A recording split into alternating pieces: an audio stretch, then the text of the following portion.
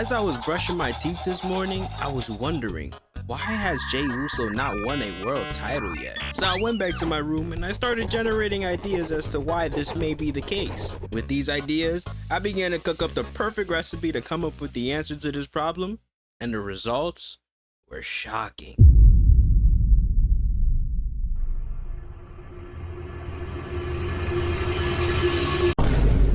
Yes, that is right. I think Jey Uso is ass. Yep. Boo me all you want. Boo me all you want. I'm just saying the cold, hard facts. What is my definition of ass? No, I'm not talking about the voluptuous booty of a woman. I'm talking about his wrestling ability. I'm talking about the fact that he can't go out there and put on a great match. I'm talking about the fact that he only has a couple moves and most of them are from comeback sequences. Any Jey Uso match that you ever watched, you can see he does not know what the hell he's doing out there. Now, before we get into the nitty gritty of all the bad about Jey Uso, I'd like to state where I stand with him. I think he's ass at wrestling, but I like him as a character. Your grandma saying yeet, your sister saying yeet, your pastor is saying yeet, Big Show saying yeet, Natalia saying yeet. Everybody is saying yeet because it's over. It makes sense. It's funny. It's a vibe. But how long does it take until the crowd starts turning on Jey Uso because they realize he's nothing but a one-trick pony? In WWE, the most important thing for a wrestler is their character, and then the wrestling comes after. Jey Uso has the character done, but the thing is, the wrestling needs to catch up. There's a big problem that I've seen as of recent, that I've seen ever since 2023, that I've actually made a video a couple months back explaining these problems. The yeet character is limiting our boy Jey Uso. We need to really speak about this issue. It's like Triple H tells him, listen Jey Uso, I'm gonna need you to go out there, no script, and just entertain the crowd. You could say yeet how many ever times you want, and then Jey Uso is like, yeah, and then he goes out there and just wastes our time for 15 minutes. A really good example, which ironically happened on Monday Night Raw this past week. He stated the fact that he was in the Royal Rumble and he's going to win the Royal Rumble, blah, blah, blah. But it was 10 minutes of just entrance, vibing. It was fun. Everybody's eating. He finally gets the mic and it's like he's starstruck. He's like, he doesn't know what to say. Yeet is like the escape word. It's like the safe word. Whenever he's stuck, you see him looking at the crowd like, I'm gonna need you guys say yeet because I don't know what the fuck to say next. I don't know, maybe it's just I'm growing up and like certain things like this, like it has a time limit on it before I start getting tired of it. And it sucks because Jey Uso has one of the best gears. He has one of the best looks. This company really enjoys the fact that he's making them bank. He's making them merchandise. But how long can we think about the good stuff before we start analyzing what is the main problem as to why he's not world champion, or why he hasn't won the world championship for as long as he's been over? He's been over since 2023. It's 2025 and we still have not even scratched the surface of becoming the world champion. Every time he's challenged for the world championship, he doesn't feel credible enough. Booking is a big part of that. I'm gonna touch on that right now. Triple H, let me talk to you real quick. Come here, Triple H. In order for us to believe in a character, we need your ass to book them in a way that we could believe them as a character. I can't believe in Jey Uso if he's not getting booked strong enough. He's not getting booked strong enough for me to care. Every time Jey Uso has challenged for the championship, whether it go back to Seth Rollins, when he faced Damian Priest, he felt like a transitional challenger, like somebody to start off a title reign, or somebody hot to feed to the title holder at the moment, which was Damian Priest, Gunther, and Seth Rollins. It doesn't feel good to watch a match with Jey Uso when you know he's just not going to win. You know he has no chance, and his story is never there. It's always, oh, I'm the twin brother and I'm gonna show you why I'm main event Jey Uso. Well, you haven't showed us since 2023 when you had that stinker with Roman Reigns. Remember that? Yeah, we should have stripped your main event title status after that abominable match. Abominable. I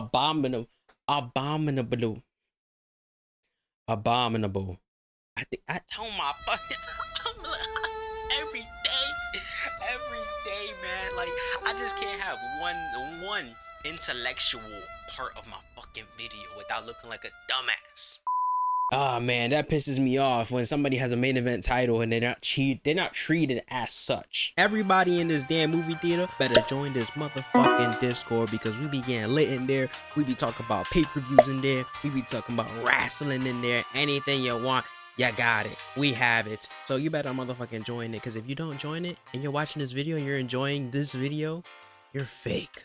All right, back into the video. Goodbye. I want to talk about the Saturday night main event match that he had with Gunther, which I found it fun. I found it fun personally, but the thing is, you could tell a majority of the match was carried by Gunther, and that's the thing that sucks. Like, there's so many times I want to like believe in Jey Uso. I want to believe in Jey Uso as much as I want to believe in Joe Hendry. Every time the bell rings, I remember why I'm not sold on him. And then the promos, the unseriousness, it's a whole bunch of, it's like a big recipe that just constantly slaps me in my face and reminds me why I don't believe in Jey Uso as a main event talent. So funny enough, I went to ChatGPT and I asked them, why do you think Jey Uso has not won a world title so far in WWE, although he's one of the most over acts in the company? And this is what they said. So the first reasoning is the fact that the Bloodline story was holding him back. Him being a part of this story, it was just a whole emphasis on Roman Reigns, and Jey Uso was kind of just the back burner who was slowly getting his push, slowly getting his shine, slowly getting his start in the main event status. Number two was Roman Reigns' dominance. So this is literally the same thing, just the Bloodline stuff with Roman Reigns' dominance since 2020 being the top champion. It's the same excuse. The third one, character development. Even ChatGPT acknowledges that they're trying to develop Jey Uso's character first. Not a single thing on here is gonna say the real, which is he's as at wrestling. He's as one of the most integral parts that makes you a main event talent. Tag team focus. Jey has been part of one of the most successful, dominant tag teams in WWE history, which is a fact. That's what I think he is. He's a tag team wrestler. You can't convince me otherwise. And then the last reasoning is the timing. They're saying that WWE might be waiting for the perfect moment to pull the trigger. That's where I ask, when is the perfect moment? When is the time that you do end up pulling that trigger? It feels like we've been waiting for WWE to pull that trigger for so long. They pulled the trigger on him becoming the Intercontinental Champion. You see how that went? A fucking week, because the company doesn't fucking trust him. And that's the problem here. And we have seen when the companies put him in an integral part of a big event like WrestleMania, twin versus twin. One of the worst matches of all time. The proof is in the pudding. The Jey Uso stands, they must be fuming right now. They're like, oh, I don't know. Jey Uso is my favorite character, and I will do anything for him, and I'm just going to show out, and I'm going to be saying yay no matter what, even if he's the worst wrestler in the world. And speaking of the worst wrestlers, we have to talk about Natalya. So in my last video, I mentioned, if you could show me 5 Natalya matches in the comments, I will promise you to watch all 5 of them and rate them non-biasedly. My disappointment is immeasurable, and my day is ruined. I'm still not convinced in Natalya's ability. She's boring as hell. I'm sorry, she's boring. Like, there is none of these matches gave me that, wow, Natalya's a hooper. Wow, I must be underestimating her skills. Oh wow, Triple H is holding her back. No, she sucks. She's boring. She has no redeeming qualities. Everything that she has, she's a nepo baby. She's the definition of a nepotism baby. Now I'd like to talk about the good stuff about Jey Uso, what I appreciate about Jey Uso. So ironically enough, I'd like to talk about his promo ability. Back in 2022, back in 2023, Jey Uso was putting on hell of a performance in terms of the promo game. Like when he called himself the executioner against Roman Reigns for the build up towards SummerSlam 2023, bro. You're looking at the judge, the jury, and the executioner right now.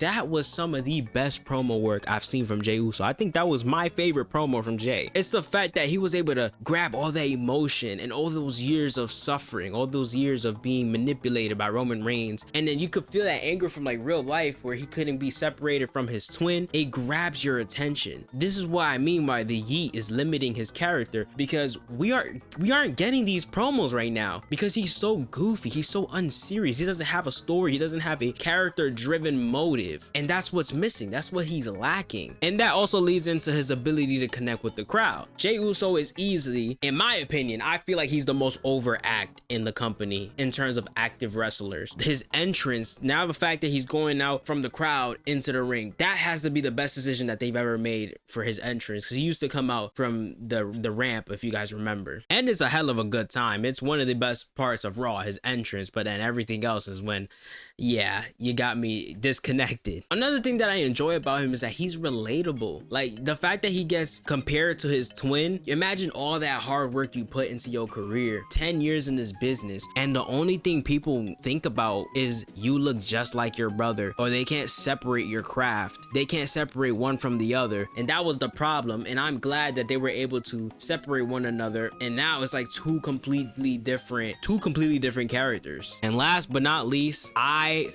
personally believe Jey Uso has main event potential. Although I've been shitting on him the entire video, I think he can climb to the top. I mean, like I mentioned earlier, he has the look, he has the vibe, he could talk his eyes off on the mic. All we need to do is lessen the yeets. Let's give him more credibility in terms of stories. Let's drive his character more character motives. Let's do something in the Rumble. Let's do something important. Let's not just do family only, or maybe do family versus everyone. I think that would be fucking cool. Give him some meaning. Have the whole roster turn on him. I don't know. Do something fun. He's been in limbo land for like all the 2024, all the 2020, well, most of 2023, when he was outside of the Bloodline story. I love me some Jey Uso, one of my favorite performers. We needed to have this conversation and realize there's issues going on that needs to be solved in order for Jey Uso to reach that next step and become the world champion. Hope you all enjoyed the video. Make sure you like, comment, subscribe. Do you think WWE is doing Jey Uso wrong and not giving him a world title opportunity? Let me know down in the comments. I'm gonna see y'all in the next one. Y'all have a blessed night.